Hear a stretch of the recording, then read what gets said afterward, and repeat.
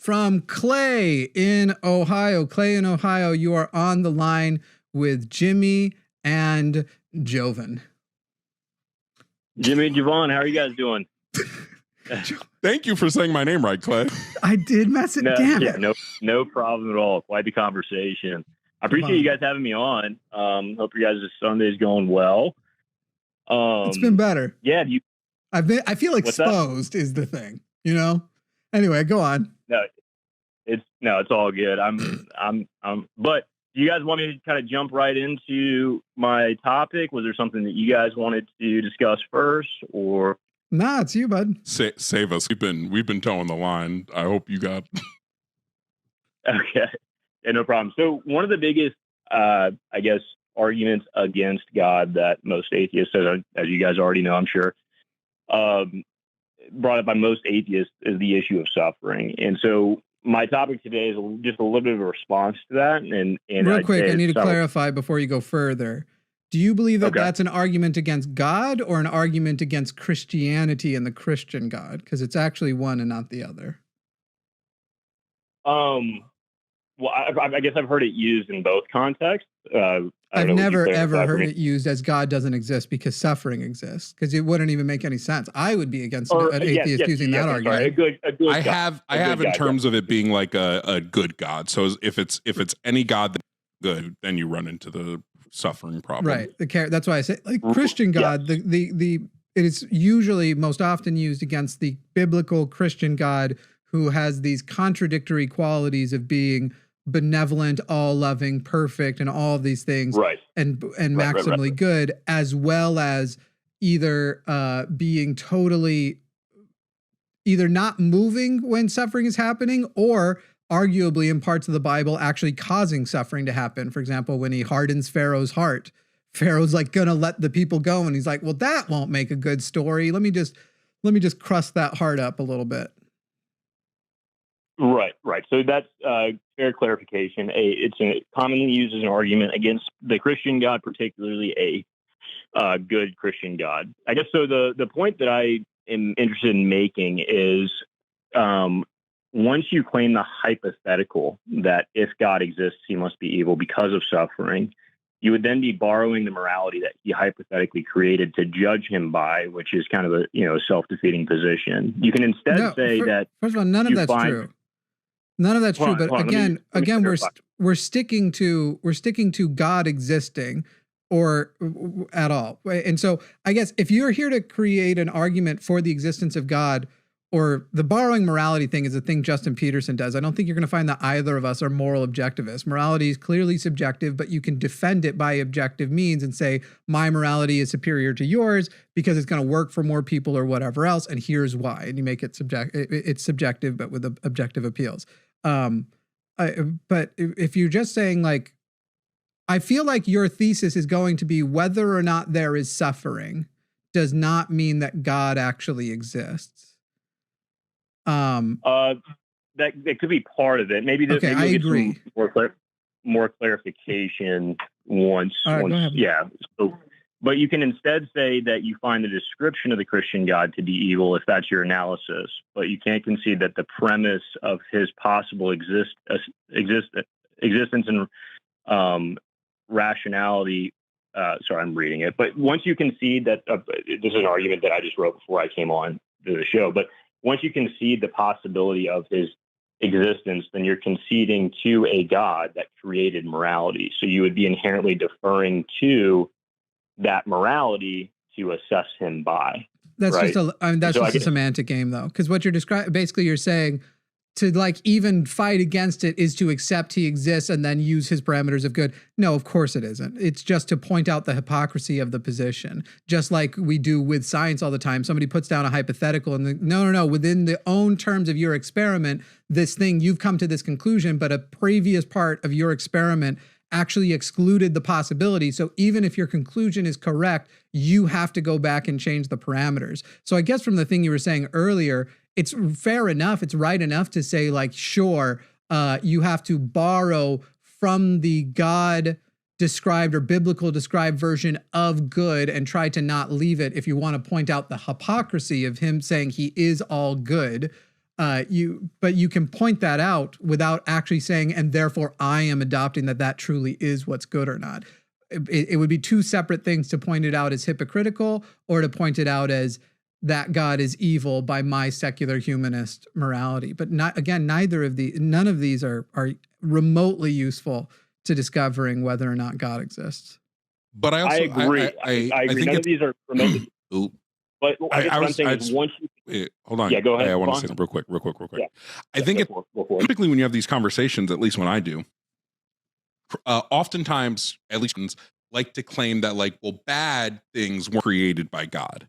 So we know that there are things that exist in the universe that God did not create, because they'll tell me time and time again, well, God didn't create evil. Is just, they like to call it the absence of God, whatever. So this would lead me to believe that there are things that exist in the universe that God did not create. And I would be on the side of Jimmy and just morality would be those things, right? Because we both believe morality is subjective. So I would just say morality, even if we're operating under a framework of existing, morality wasn't created by God. He just gave rules, moral rules for you to go to heaven with him, basically. Hey, I don't create morality, but these are the rules you have to follow if you want us for all eternity. So a couple of things. First, just a clarification. I agree with everything you guys are saying, as long as when somebody makes the statement, they don't use the premise if he does exist, because that grants every claim about the Christian God. And so you can say, look, I think that the description of the Christian God is problematic for X, Y, and Z reasons, Pharaoh, et cetera. But it just doesn't, the statement of, I'm just kind of attacking the statement of if he does exist, then he's evil, because again, that grants and concedes everything about the Christian God. No, it doesn't. It absolutely doesn't. Your point, Jovan, I would say that the essence of God is morality. He's not. Okay. It's not a separate thing, and that evil is a corruption of the good that he created. First of all, if he does exist, does not mean that everything that is said about him necessarily then becomes also true of his character, right? If Donald Trump exists, every way Donald Trump has described himself does not become necessarily true. If the Christian God exists, he need only be a liar he could exist and be responsible for the book, but also be a liar, and therefore many of the things. So as far as the definitive way you're speaking, since you're kind of, let me finish. The Bible doesn't claim he's a liar. Let me finish. Of course, the Christian. Yes, sir, go ahead. Why would it claim he's a liar? Wait, the Bible definitely claims he's a liar. Donald Trump doesn't claim to be a liar either, and yet we all know him to be a liar.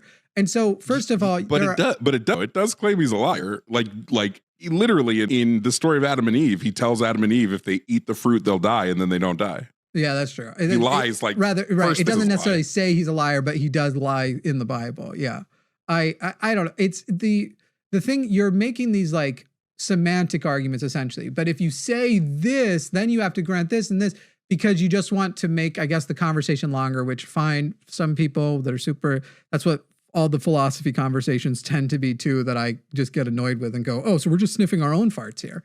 But you're making a semantic argument while also failing at certain semantic arguments. If I say, if the Christian God exists, that doesn't mean that I'm saying, and everything about him is true, but also these aren't arguments that I would generally have. And that's why you won't go through our whole catalog. I dare you, if you have no life. And find a time where I said God's existence relies upon whether or not he's good or evil. And absolutely, you could say, if the Christian God exists, then he's evil, but mean if the Christian God exists, then by the standards that are set up in the Bible, he is evil because he contradicts his own standards. He calls things like lying a problem while lying. He calls things like murder evil while murdering. And so then it just comes down to, when magic is your option, of course you're going to be able to get out of every corner, which is why I don't even bother worrying about this. Because it's like, if I come to you with all those arguments, you can literally just say, yeah, but God's allowed to murder. God's allowed to do anything. And if he does it, it is moral because he does it. And he defines that which is moral. As you kind of mentioned, God is the essence of morality. And it's a meaningless thing unless we actually establish whether God exists or not. And these sort of philosophical morality conversations just rarely pique my interest, to tell you the truth. I'm not trying to call you boring. I feel like it's a good way though to. I feel like it's a good way to prove it doesn't exist. I don't know if that's just me. It's only relevant if and once you've proven the existence of God. I totally agree. I just know you guys are pretty well versed, and we can jump into my next favorite argument when it comes to actual existence of God. But I just was interested in maybe giving you something that you guys don't hear as often. I'm sure you have heard it, but not quite. I'll say this: the biblical God is not coherently and clearly defined, and that which he finds moral, and that moral standard, and any moral standard he would be held to, is also not clearly defined. And I feel that is most evident in the sheer number of extreme differences between the great many sects of Bible believing religions. And so, right. Well, just because you have a bunch of disagreement, though, doesn't mean that there's not actually a coherent, true answer. You could have two people. One person think 2 + 2 = 5, another think it's 6, another think it's 4. There's still one correct. Right. And what I'm saying is, it isn't clear that 2 + 2 = 4 is in the book, but there are a lot of equations. Explain that for me.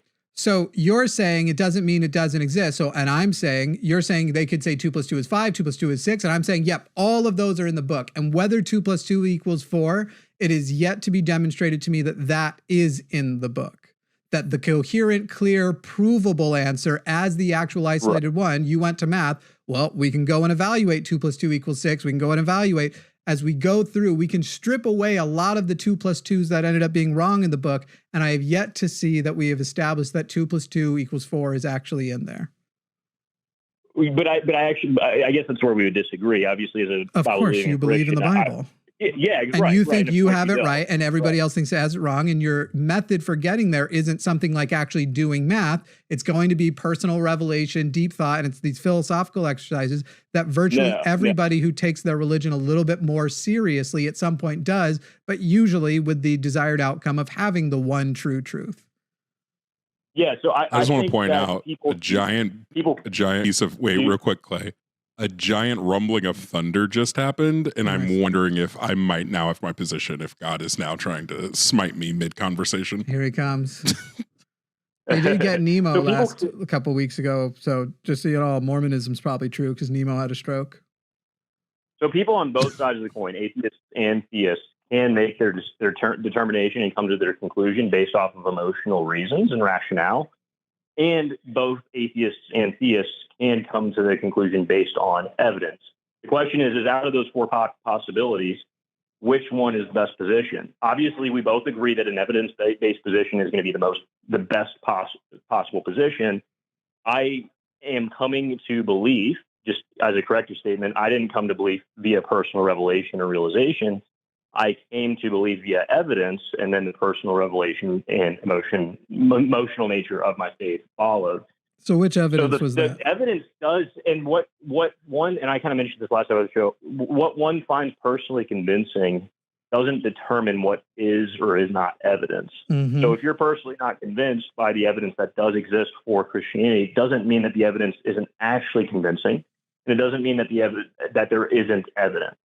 It just may not be. So what is the evidence that you found convincing? So it's probably one of the most common ones, but I do think it's the most compelling, is the cosmological argument.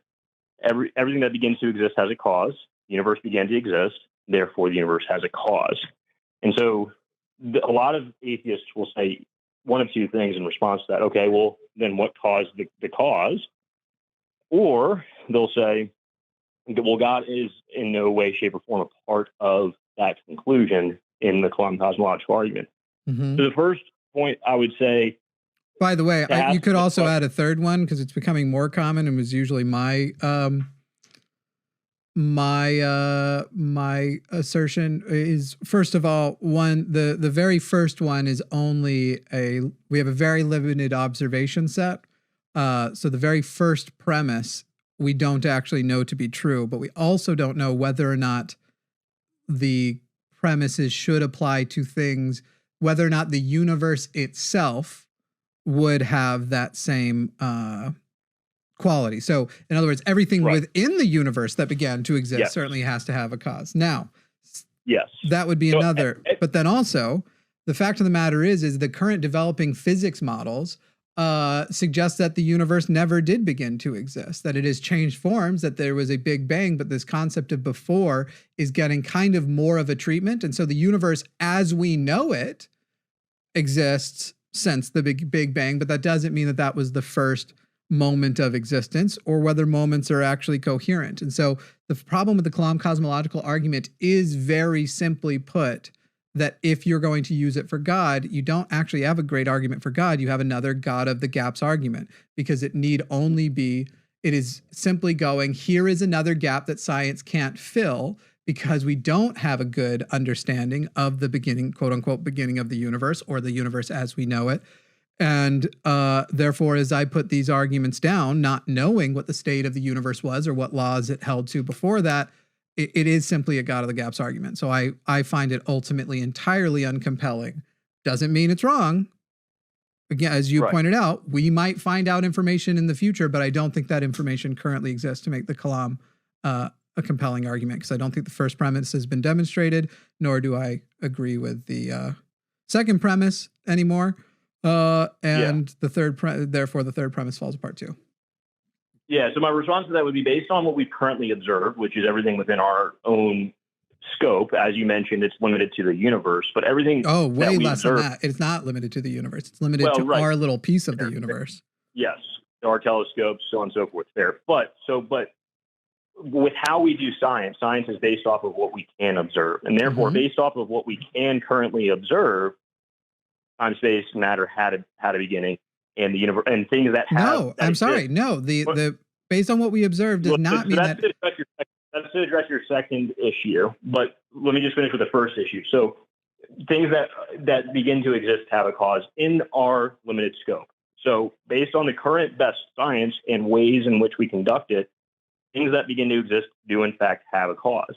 And if that does apply to the universe as well, which I know it sounds like you and I disagree on that. I actually do think that current cosmological models actually do continue to show that time, space, and matter. Have you called when we have the PhD physicist on and talked about that with him? Because I think he's going to tell you that you're incorrect on those models. It's part of why I brought him on. I get to defer to you. We could both defer to different physicists that would, I guess, say different things. But the general consensus is that time, space, matter. Clay, can I just ask, why even... Clay, why even if the universe is the beginning, why is that beginning God? Like I don't you're linking the chain of the fence in a really weird way. Right. So that's a good question. So this is where the gap-based accusation comes in, is they say, well, why then fill that space with God? The issue is the inherent attributes that one would come to, something that would be timeless, spaceless, immaterial, powerful. Those are attributes that we would describe as God. We've just put a label on it with that God. So we're talking about a system and a set of observations that inherently describe the attributes of God. It'd be like if I were to come to you and say, look, I drank something that was hot, that was bitter tasting, that gave me a lot of energy, that was liquid. And you'd be like, oh, okay, well, that's coffee, right? And that's what we're talking about with the Kalam argument, which is, again, why I find but what if I actually just drank a microwave Gator? Yeah, that's fair, but you understand the illustration that I'm making. I just find it silly, to tell you the truth, because I'm fine with people who want to basically be like, here's where I can't let go of anything, and I just can't let it go. I know better or whatever, but my brain can't let it go. So I'm sort of appealing to this to justify some kind of deism.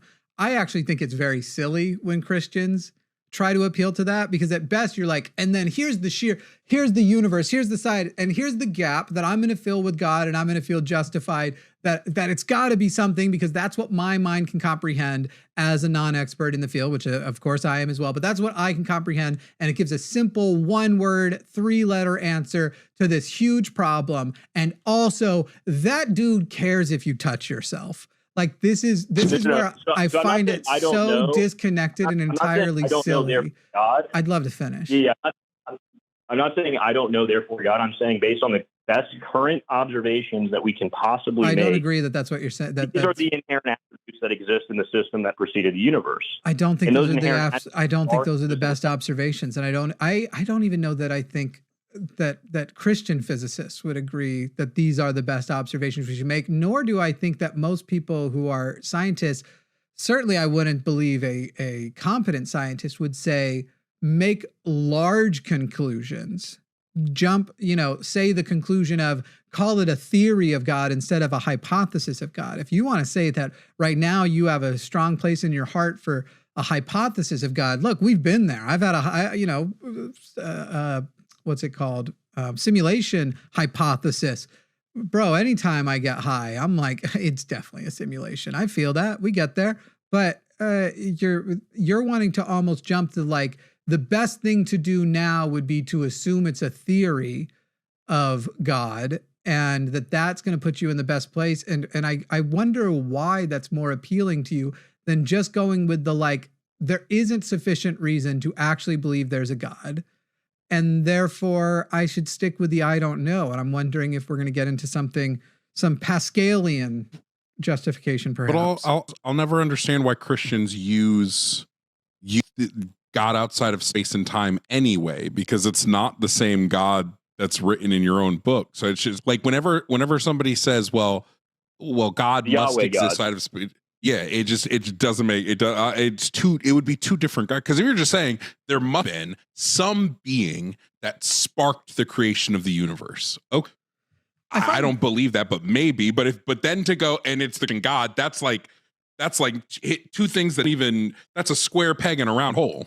Clay, have you ever read the book *Sapiens* by a chance? I have not. But real quick, is it okay? So I want to respond to some of what we've discussed so far, and then we can get into *Sapiens*. But so the problem, though, is we're left with two possible. Go ahead. Well, I can respond. I don't mean to be rude. If you'd like to go ahead, you can. I mean, I just want to, before I forget is all. Thanks. Well, that's kind of where I am, too. There was a reason why I was bringing it up. I think that as far as your position goes, and even our position, I think we know each other's positions. I think that you are a thoughtful person. And the reason why I'm bringing up the book *Sapiens*, and then I would also bring up the series by David Fitzgerald. I'm trying to remember it's on my shelf outside. I can't think of it off the top of my head, but somebody in the chat will put it. I feel as you're sitting here and going, okay, here is the gap. And let's say you legitimately feel like the Kalam has opened up and it's like, we can put something there and surely there is an answer. To me, to be as thoughtful a person as you, which I'm not joking, I think you are thoughtful, and to then fill it in with God, to me, not only reeks of being God of the gaps, but also being a sort of God of your personal bias, the God of Clay's bias. Because I would be let me finish. The things that I gather from those series is that we know where the answer of God comes from. And so as you trace Christianity back to its actually polytheistic roots through Judaism and paganism, all the way back to animism, and then to even more primitive forms of animism, and show that there's a direct through line of the thing that you're saying is God that has basically started as my cup. There's a God of cups, and it's just gotten bigger and bigger and bigger and bigger. I would be so terribly uncomfortable with going now here, tens of thousands of years later, since animism would have been the first thing that starts. I'm just going to stick to that through line of it's still this one, and especially with Christianity being the answer. That's why I said earlier, it seems to me so silly that a person with a Christian worldview would try to resort to deistic arguments when deism and Christianity have so little in common. Well, so there's different types of evidence, obviously, for different elements of what it is that I believe, right? There's the evidence that I defer to that's deistic in terms of the Kalam argument, and then there's evidence that's specific to Jesus. So you have to look at each claim about God or about no gods individually on a case-by-case basis to see what has the best evidence to support the reality. We would never get to Jesus, though. We wouldn't even be able to get to Jesus. We wouldn't be able to get to Jesus because you first have to reconcile with all of the things that this model God does not fit in with in just the beginning of the Bible. Like all of the things that, because of going off of Christianity, we have to make the claim that the Bible is true. then this immediately alters when we try to claim that God is this creature and this being that exists outside of time and has all the like that all falls apart as soon as we start look at the Bible, especially when we factor in like the actual creation of the universe. So if we're saying God created these, and then we're saying, well, but it's exactly like it is in Genesis. Everything like the claim falls apart instantly. Yeah. Basically, I think you have an audience of at least the two of us. Maybe people in the live chat are different who you're not going to get us with the kalam. It's not going to compel us. But you said something there that's at least fine. Interesting to me. And that that's fine. I'm just explaining why it is that I believe what I believe. And again, what an atheist does or does not find personally convincing, I don't think determines the veracity of the evidence itself. Sure, but certainly. In fact, to tell you the truth, I don't respect the skeptical, the cognitive skeptical faculties of probably 90% of the atheists I've ever met. So I'm right there with you. Sounds like you're relatively, it sounds like you're pretty balanced then with how you look at this. But sure. So let me get to the question I actually think would be more interesting. Because we've already gone 25 minutes. I know you've got the things you want to say, but I'm more interested in that we're not going to be got with the kalam. We're not going to get any closer. But you did make a point about there's reasons why then beyond that. So you've got a deist, you've got you, the Christian. What is it about, what did you do in the gap between you two to take you from your deistic foundation to Christianity? What evidence do you find the most compelling for the idea that Christianity is true? So before part of my response is what I was going to say before we'll address this, but as far as the gap space issue goes, we can either, when it comes to the universe or other issues that we don't know, we can say we don't know, therefore God, or we could say we don't know, therefore materialism. No, but that's not even what I'm saying. Why? Why do you have to say why? Clay, wait. Did I miss a part of your sentence? Why would that be the two options? Why can't it be we don't know, therefore we don't know? No, but what I'm saying though is deeper than that. It's the evidence itself is inherent to the descriptions of what we would consider a God, as I said earlier. Okay, well you acknowledge what I just said. Am I wrong in saying you don't have two options? You have, first of all, you have anything else someone could fill in. So I don't know that God and materialism are the only two options besides I don't know. But you also have call it an agnosticism. Call it for the purposes of our conversation. I'm just relegating it to those two because, of course, there are thousands of others. But for the purpose of our conversation, you've literally eliminated my position. I am a strong atheist when it comes to Christianity. I believe there is adequate evidence to disqualify the Christian God and say the Christian God doesn't exist, much of it relying on that foundation of the through line of tracking its origins into what even you, I think, would commonly go, yeah, that's a bunch of superstitious nonsense, and then tracking how that grew and where it came from. I think that, but aside from that, the God question in general, you're saying, okay, but we only have these two options, and you are happy to represent your option as one of them, but then make the other option not mine. I wouldn't say we don't know, therefore materialism. Materialism seems to be the only thing we can rely on. So it might, in a practical way, live as though materialism is accurate until shown a better way. But as far as the actual answer to does a God in the universe or outside the universe exist, of course I don't know. I couldn't. Right. I just don't see how living as though something is true is different than making the claim that it's true. I know it's not a verbal claim, but it's living as though it's true is living as though it's true. Right. So yes, you do. Of course you know. Of course you. Yeah. You right now live as though you live in a material world also, even though you aren't a materialist, and you live as though you aren't an NPC in a simulation, at least from my observation, because presumably you believe you're not an NPC in a simulation. However, you can't prove you're not. Yeah, right. It's just a matter of what has the best evidence to support it in terms of the positions. You're living, but Clay, you're not providing any evidence. The problem with the argument is you're just going, there's a lack of evidence for anything else, therefore it must be God. Component. Yeah, if we had 5 more hours, and I had the time to just monologue, of course I would go into all the evidence to why I believe what I believe. But we only have so much time to talk about each individual point. But as far as the Jesus thing, one of the elements, and it addresses the suffering problem that I brought up earlier, is if the Christian faith is true, it means the God of the universe actually came into this world, lived a perfect life, suffered miserably, rose to life again, for the sake of humanity so that they would never have to suffer ever again for the rest of eternity. So that the problem of suffering would itself be resolved permanently. So that resonates, yes, obviously deeply in an emotional level, but it also addresses the suffering issue. And then the only thing that a Christian needs to do is analyze the historical veracity as best as we possibly can, because historical evidence is slightly limited, but look at the historical event of the crucifixion and resurrection. And I think as long as you guys aren't mythicists, I mean, are you guys mythicists? No, I'm agnostic to the whole thing. I am startled at how much less historical evidence there was. I have no problem with mythicists, and we have mythicists on this channel. But I currently resort to that there is probably a historical figure to whom the stories are attributed, but I don't believe the contents of the stories is having occurred most likely.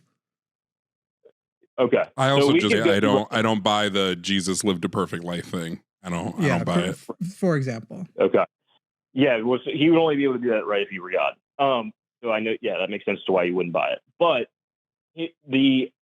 so we could go back, and I know your response would be, well, no, I just don't believe that that's the consensus. We could probably go back and defer to different. I actually wouldn't even care if it was the consensus, because we could find periods of time where the actual consensus was that Jesus existed and was the Son of God. What I would care was whether or not is most. Yes. There are reasons to appeal to consensus, but I would care mostly whether or not it fits the reliable model of a natural material world, and whether or not it passes a skepticism smell test. Yeah. So what I mean is I'm anticipating a response of, I mean, different figures, historians disagreeing about different things. As far as I'm aware, and the reason why I'm convinced, and I think it is the consensus, I think that most authority figures and historians on the issue do agree on a few minimal facts. First and foremost, that Jesus existed as a human being the same way Muhammad did. Secondly, that he died on the cross. Third, that his followers claim to have seen him risen. Fourth, that his followers went to their deaths for this claim. The historical figure of Paul and the rapid expansion of the early church. These are things that in combination, none of them in an isolated way. Well, and then we had obviously a changing of the course of history. And we even today have massive reports across the Middle East of dreams and visions of Jesus from people who've never even heard of him before.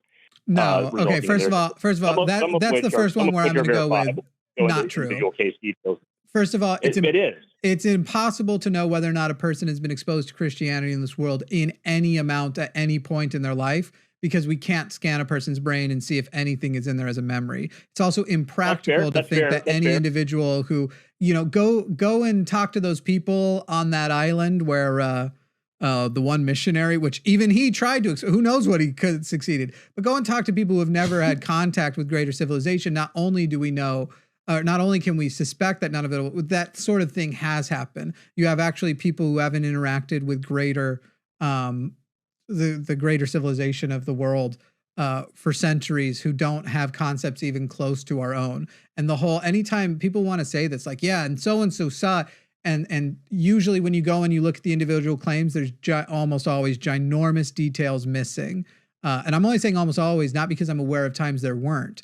I'm open to the idea that you're going to show me times there weren't, but then at the end of the day, it will still all be reported. And none of what you have described so far, everything you described, I just went ahead and sat my brain back in Sunday school in 2004 and pretended you were talking about Joseph Smith, and all of the things still applied.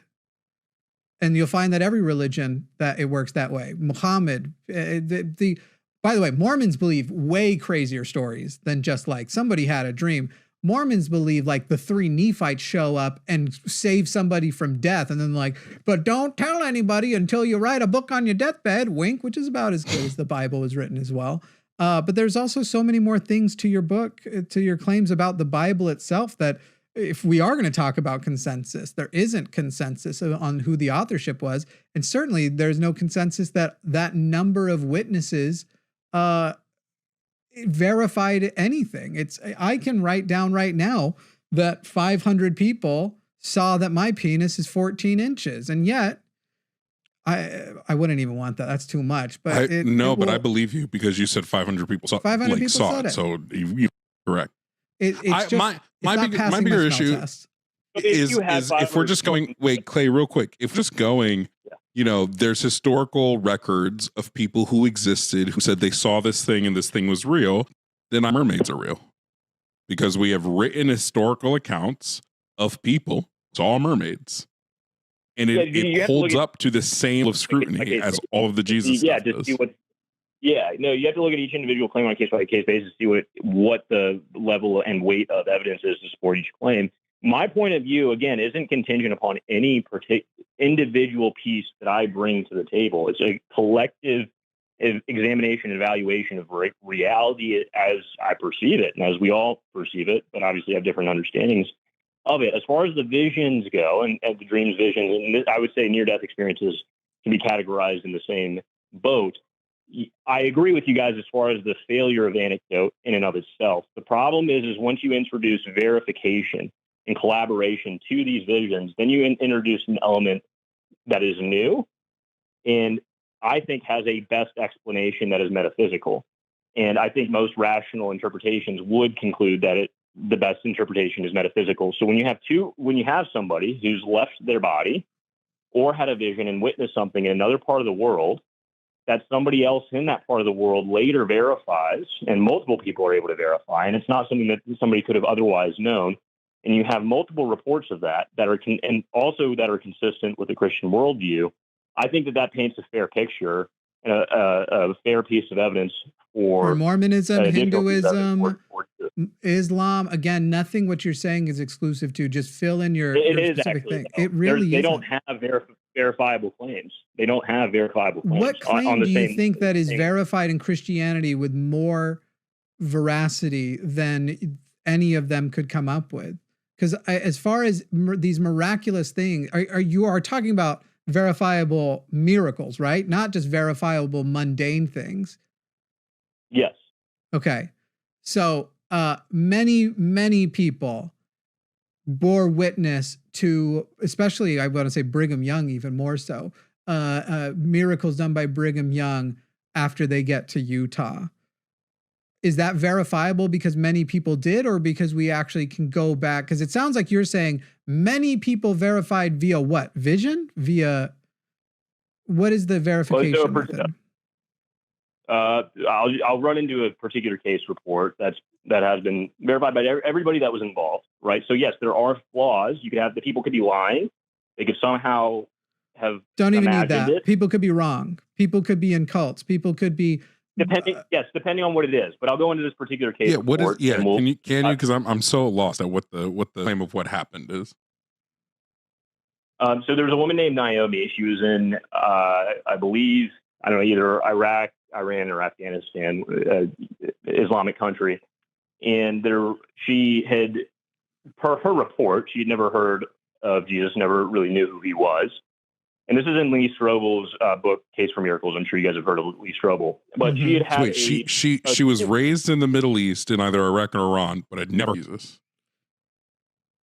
But what? How is that possible that she was raised in this area of the world and never heard about Jesus? By the way, who is a figure in Islam? Yes, he is. He's considered a prophet. And is a figure, and then also is a figure in just general society as, even if you can't avoid the radical elements of the last several decades without hearing about Christianity, as Christians would have largely been painted as this particular case report. And honestly, it doesn't matter a whole lot whether or not she had or had not heard of him. Kind of does. Because you included the detail.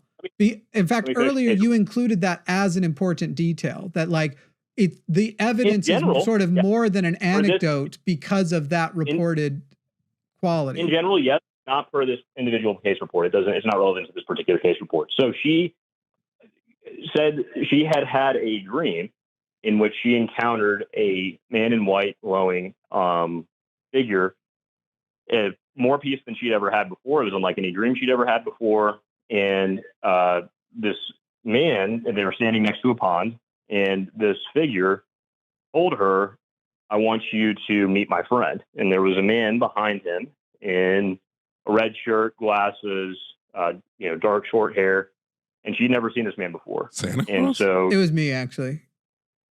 To me, it's Santa Claus specifically. She wakes up, and that's essentially the dream / vision. And the next day, she's in the market, and she sees this man in her dream, from her dream. She runs up to him, and she says, "Hey, it's you." And he responds with, and he just so happened to be a Christian missionary in a pretty hostile part of the world for Christian missionaries, where there really aren't many Christian missionaries. Oh my God, the coincidence is insane. And she identified him as the man from her dream. She approached him, at which point he told her who Jesus was. So it's an isolated instance, but when you have enough of those, it paints a collective picture that for me is pretty compelling, and to the point where if you were to say that it's not, I think would indicate bias. Well, look, I'm up to 200 people confirming in the only record that makes the claim it's 14 inches, that it is 14 inches. I don't know if you've checked the poll in chat. I just want to point out, like the Bible, I didn't even include the option of the no. So I'm up to 206, actually.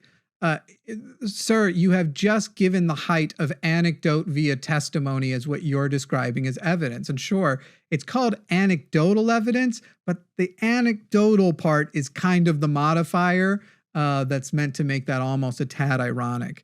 And again, I grew up in the Mormon church. That seriously is one of the weakest miracle stories I have ever heard, compared to the kind of shit you just hear about what happened that week to the people in testimony meeting. Yeah, when you look up, just real quick, when you look up these stories, every phenomenon still requires I just want to point out something real quick.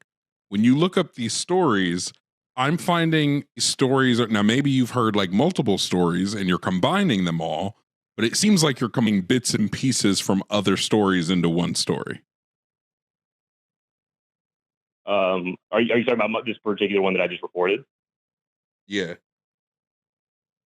I'm showing that story is about a Muslim man, and then I see the same story, like it's a Muslim man who had the dream and he went to a market because he dreamed of a man in white. Other story about a Muslim man who was man in the market that a woman saw. It seems like it's just is Jesus just coming to everybody the exact same way? Unpause. Yeah, he actually is, and that's part of the point. He is. That's funny. Clay, let me ask you a question. If you are in a religious community, is there social reward to a person who has a deeply profound and somewhat miraculous seeming experience that they then report to their religious community? In a lot, yes. Not on. Okay, fine. Fine. Sure, you can say not all, but you know that's not true. But yes, of course there is. And how is that not a simpler explanation? If we're going to opt not true for atheists? Oh, definitely, dude. I mean, not miraculous, but like Clay, that's fine. I actually like you better because clearly you are not familiar with me, and that's one of my favorite places to be with a person. I am not the guy that you think you are calling to talk to, because I shit on atheists for not having good reasons all the time. Now, I think one of the best reasons to be an atheist is just that you don't have good evidence, and you can essentially be in the like, dude, I don't know the I don't know camp, the I don't know atheism, or at least I don't believe whatever. That's a fine enough. But anybody who does come and say like, I'm an atheist because people were mean to me in church, that's a fucking dumb reason. That's a good enough reason maybe to investigate your religion or put it through more scrutiny, as anybody should in any organization where they are bullied.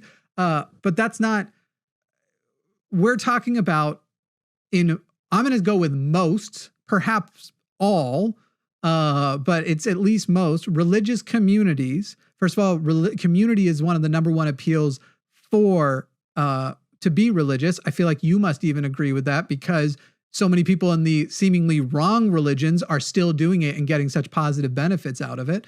And if you have a system where millions of people, billions of people are going to be rewarded and feel a sense of that sort of euphoria of all eyes are on me, people are accepting me, people are impressed by me, people do weirder shit for less approval all the time. And so to me, if I'm going to take out Occam's razor, I'm going to go these anecdotes that have a similar vibe because Christianity has a similar through line through all of it do not impress me when, again, they don't all go to a solo isolated truth. They are usually related to whatever religious claim their local religion is doing. And if you want to minimize it down to, except for that it does all come back to at least some kind of God, there are much better explanations for that you can also trace through history. I don't think there are, though. When you have verifiability with each one of these stories, then you that have zero verifiability in that last story. How do I verify the woman isn't lying? Verificationism is not as simple like you went and talked to a couple more people and got some good anecdotes. What is verifiable about her story? Case report to be verifiability? Would that be convincing enough? Sorry, you broke out. What'd you say? If it were a medical case report, would that be sufficient in general? No, certainly not. Certainly not. In isolation, no. No, it would be a better place to start, but no, it would not be independently a medical case report because you're literally talking about. I'm not even talking about when it comes to anything in general. If a medical report said that somebody had their limb amputated, is a medical document in general considered to be a reliable source of report? No, not in isolation. Verificationism would mean several more steps of verification, not in isolation. Also so frustrating because how do we know this person actually never heard of Jesus? We're going off of this assumption that this person who lives in an area of the world that just came from, whose religion acknowledges that Jesus existed, no idea, never heard the name. I'm only 125 votes away from 500 verifying testemonies about my 14 inches, by the way. I voted no. You couldn't have. There was no option, just like the Bible. Let me ask you, what would you personally consider to be convincing enough for verification of something that's reported? It's not an inherently measurable concept, the same way historical evidence isn't inherently measurable or scrutinizable in the sense of Nothing. In the same way that physics or something else is. So for something like that, what would you personally find verifiable enough? Nothing. If you're talking about anecdotal evidence, nothing. Once we have broken out of anecdotes, then something. And by the way, I'm not even saying she didn't have the exact experience that you're saying she had. I'm saying it hasn't been verified and it is currently outside of the norm of what we understand to be naturally possible. So if you are going to claim, there's a very big difference. There's a very big difference between Tom claims I have a dog and Tom claims I have a magic dog. I'm going to accept on the surface that Tom actually has a dog with so little stakes and everything, while understanding Tom could be lying and I could be wrong about it and it's not going to be a big deal. I'm not going to accept Tom has a magic dog on the surface because he needs to demonstrate that magic dogs exist in the fucking first place. And then show me that he even has one. That's circular. If you say in order for the supernatural to be demonstrable, it has to be demonstrable within my materially defined preconceived notions. Sir, I didn't say that. I didn't say that. You only have to show that those things that other methods are reliable in getting you to truth. And so far, the massive amount of religions show that the alternatives are not. In fact, you can much more often find plenty of examples of people using supernatural appeals to things which they have demonstrably been duped by. Then you can find a single case of, hey, here is a supernatural claim, and we have good reason to accept it. All you would need is one. But even here's the thing. All you need is one what? One sufficient, truly sufficient by both of our standards account of the supernatural in order for it to be perhaps, but sufficient by my standards. But I will tell you, if I witnessed a supernatural thing and felt it met my standard, I would then, as an actually competent skeptic, also want to make sure that my standard was adequate, because it would be such a large modification to my understanding of reality. And so I wouldn't just stop and go, okay, it sufficed for me, in fact, this is much of the way I left religion, was realizing my standard was so poor before. So I would also want to check and make sure that my standard was up to scruff. The problem, and I just feel like Clay, I just feel like you have to concede then that mermaids are real. Which I don't think you're willing to do, right? Different level of evidence. What quantity? Wait. I would argue. That. Wait. Do you know how many sailors wrote about seeing mermaids? Hundreds. Some of them wrote about fucking them, meeting them, kissing them. But again, I'm not going based off of anecdote alone. It's a collective picture of. That's what he just said. Collective. It's a lot of anecdotes that are consistent, even though these individuals were independent from each other. Why did every sailor consistently see a mermaid?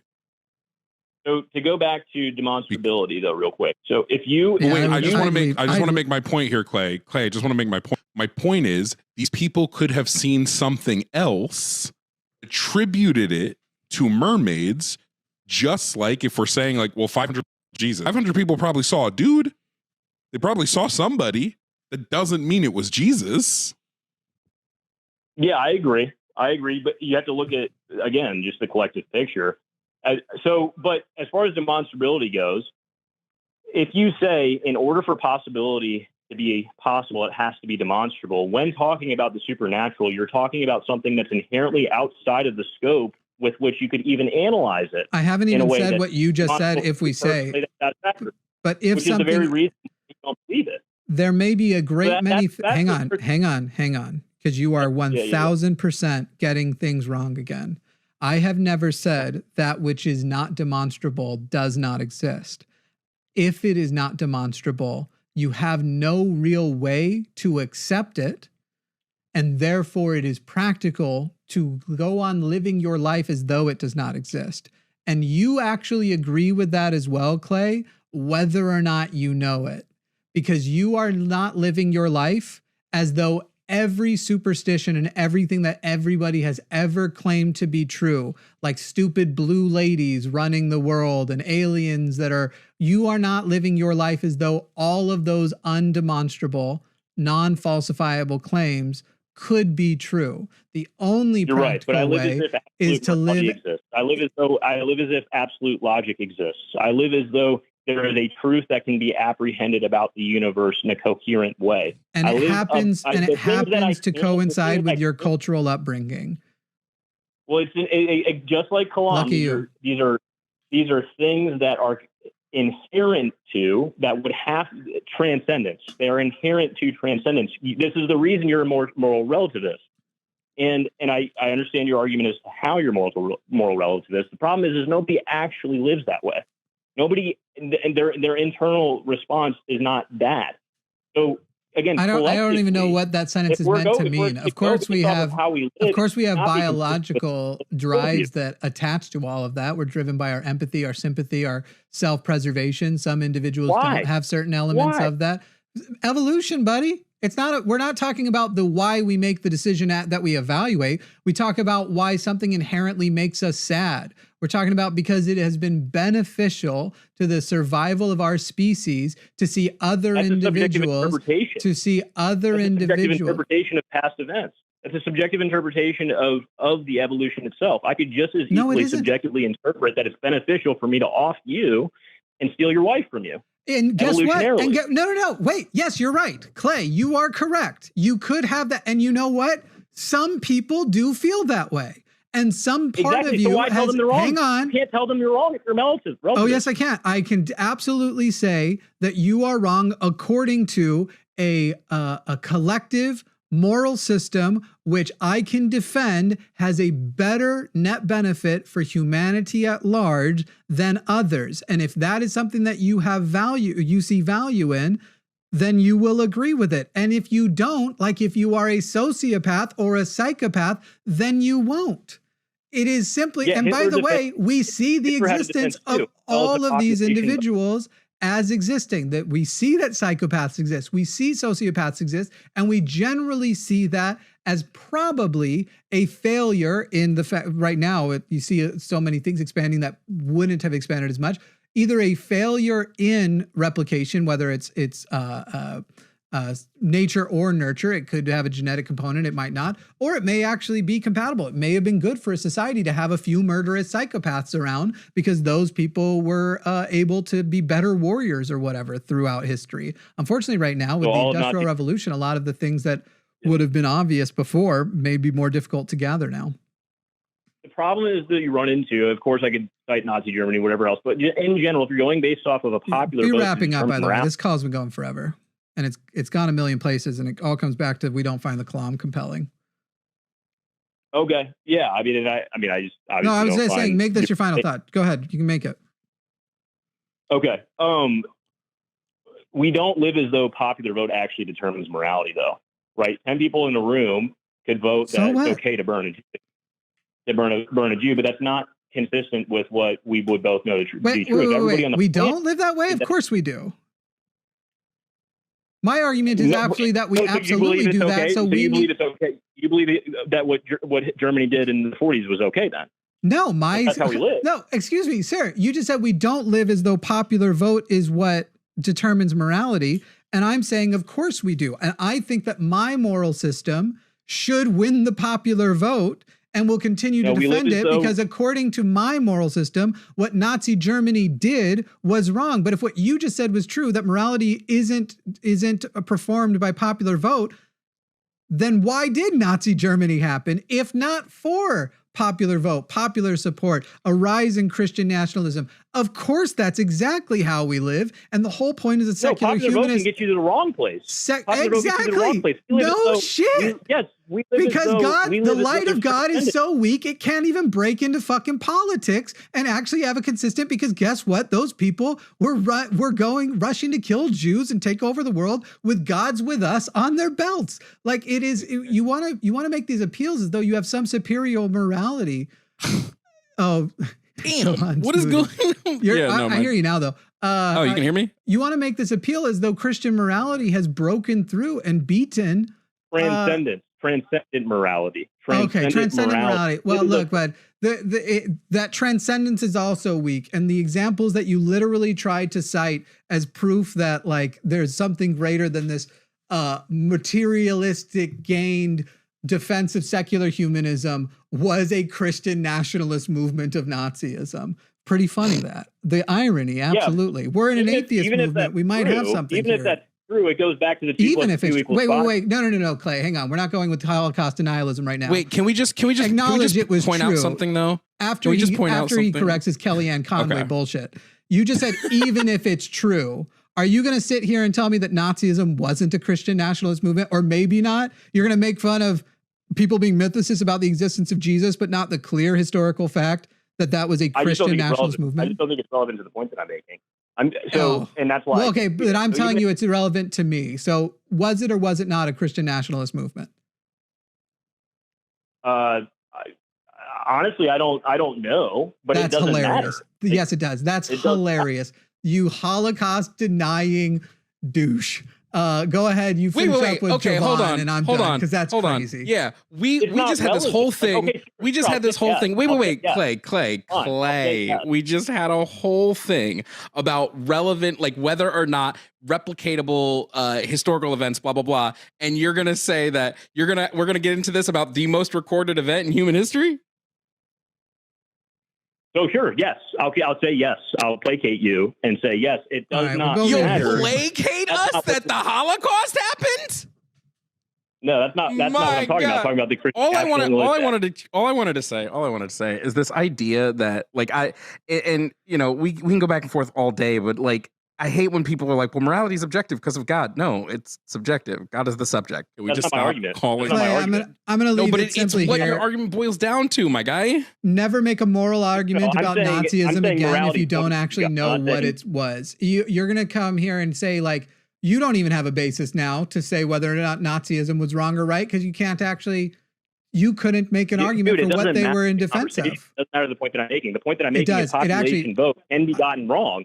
That's the whole point. If it can be gotten wrong, that implies a standard that is greater, that implies a real standard of good and a real standard of truth, even if the population gets it wrong. Mm-hmm. That is the entire point of the moral argument. And it implies and infers transcendence. I would be trying this hard to get off the topic too, to show what an unreliable and dishonest interlocutor I am working with here, because when it came down to something very, very simple, you've either shown tremendous ignorance or tremendous reluctance to point out an imperfection. But we're going to leave it there, Clay. It's been 43 minutes. Relevant.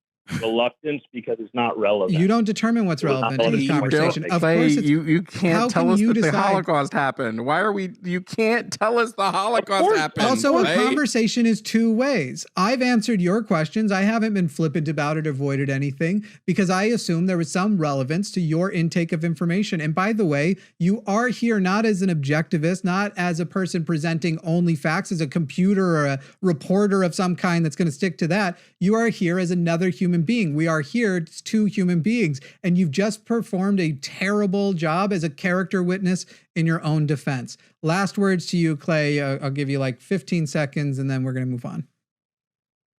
Yeah, I mean, I could say the same thing to you. You can't make this accusation, right? No, I answered your questions and I let you decide what questions were relevant to you from me. So you can't. I can what? So you can't. I can't. I'm sorry. I can't what? Clarify. Believe that 535 people have confirmed that I have 14 inches. Go back and watch the call. See you, bud. Thanks, Clay. 535. That's more than Jesus. How did we get to Holocaust denial? That's oh my so goodness. Crazy. I know. I'm sure somebody in the comments would be like, technically that was Nazism denial, not blah, blah, blah, blah, blah, blah. And to you, I would say, why are you also a Holocaust denier? You fucking asshole. Like, it's 500 people saw Jesus, so that must be true. But 535 people saw my 14 inches. I would not want 14 inches. I mean, some of us are already pre-blessed, so. You wouldn't want it either. Who would want? Because no one would want, like, literally only people trying to set world records. What was Ron Jeremy? Didn't he have a... I don't know. I can't believe I'm about to Google this. I don't really like porn dick, to tell you the truth. It's too much. Okay, it's telling me how much he weighed. That's not what I wanted to know. Did you just type in how many? He was 5 feet 6 inches tall. That's crazy. Luthien, will you switch the banner off, please? Or switch it back to name tags, the wrong name tags. Just hit the number and get it back down to whatever. No, I'll show you. This thing up here, the little icon right there. Did I fix my audio? Do I sound better? You sound way better, and I don't think you've broken out. Literally is just the bit rate was off. Yeah. The recording device and the audio device's bit rates weren't the same thing. Hey, what's up? I'm glad you enjoyed that clip of people talking to each other. I'm Jimmy and this is Eric. And well, we'd really love it if you would support us. Where can they support us, Eric? Where would they do that? I don't know, Jimmy, because I don't have the notes on me right now. This is too long. The outros have to be short. Patreon.com/call the line.